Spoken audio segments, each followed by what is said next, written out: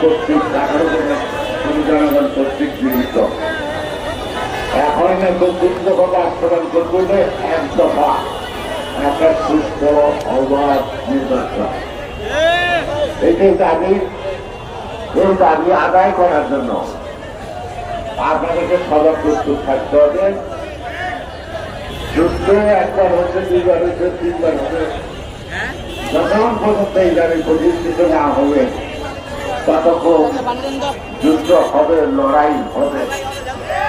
সেই লড়াইয়ে ইদানিং করে দেখেন আমি কথাবার্তা কম করি, আসলে কথাবার্তায় সমাধান বুঝছে না। যুদ্ধ যদি নামবে সেটা নামার আগে আপনারা নামতে পারবেন না।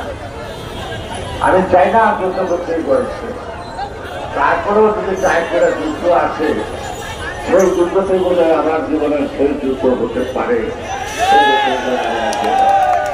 সবাই ভালো থাকবেন, সুস্থ থাকবেন এবং নেত্রীর যত দোয়া করবেন, নেত্রী যখন এমনও আপোষ না ভাবে জনগণের পক্ষে আসছে এবং আল্লাহর কাছে বলবেন যে আল্লাহ তাকে প্রকৃত আবার নতুন করে নিজে উঠুক এবং তারা বর্তমানে যিনি নেতৃত্ব দিচ্ছেন জনাব তারেক রহমান, আমরা তার সহযোগী এবং তাকেও আরো ঘনিষ্ঠভাবে নেতৃত্ব হওয়ার প্রকৃত আল্লাহ করতে চায় এবং বাংলাদেশে জাতীয়তাবাদী দলের প্রতিষ্ঠাতার শহীদ জিয়া আর সংসদীয় গণতন্ত্রের প্রতিষ্ঠাতা খালেদা জিয়া তাদের মান আরো উজ্জ্বল করতে পারে তার নেতৃত্বে।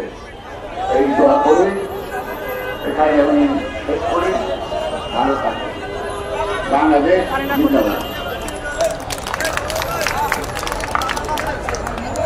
ধন্যবাদ।